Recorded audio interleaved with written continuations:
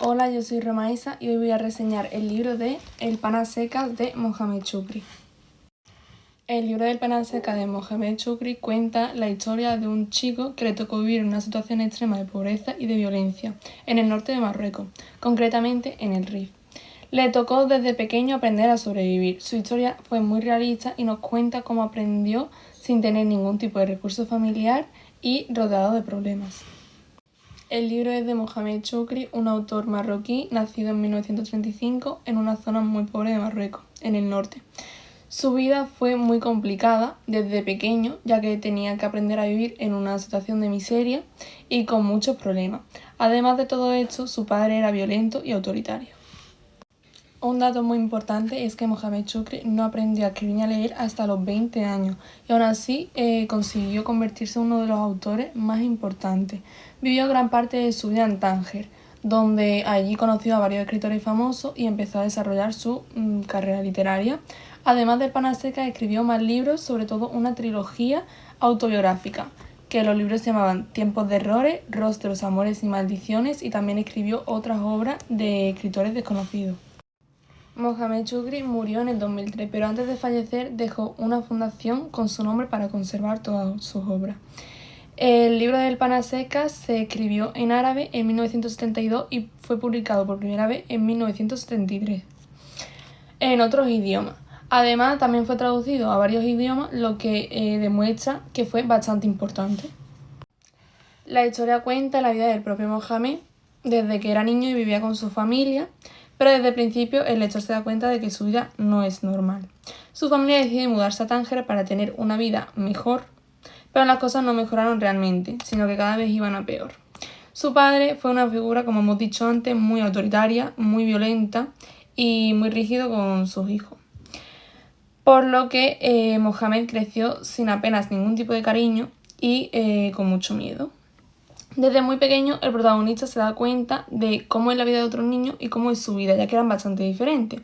De hecho, hay un momento en el que dice, ¿por qué no podemos tener lo que tienen los demás?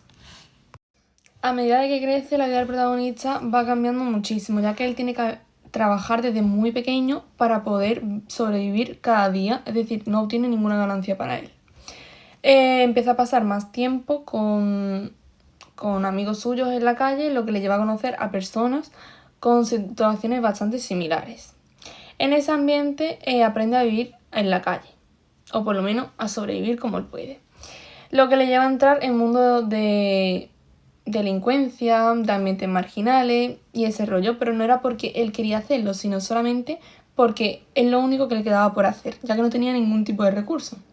Además, el protagonista pierde su infancia bastante rápido, en lugar de jugar y pasar tiempo como la infancia que tenían otros niños normales a su edad. Él lo que hacía era, pues, lo que he dicho antes, pues, en el mundo de delincuencia y de ambientes marginales. Esto se refleja en la frase del libro que dice: he olvidado cómo jugar. Durante su historia, el protagonista vive bastantes situaciones difíciles que le hacen madurar bastante rápido para su edad. Las relaciones que tiene con otra persona suelen ser bastante inestables, ya que no llegaban a nada más. Simplemente eran relaciones sexuales y ahí se quedaban.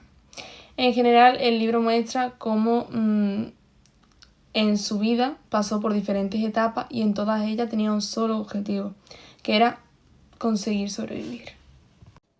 El libro tuvo y generó bastante impacto porque fue muy polémico, ya que trataba temas muy difíciles de una forma tan directa, y eso le llevó a que estuviera prohibido durante años en varios países.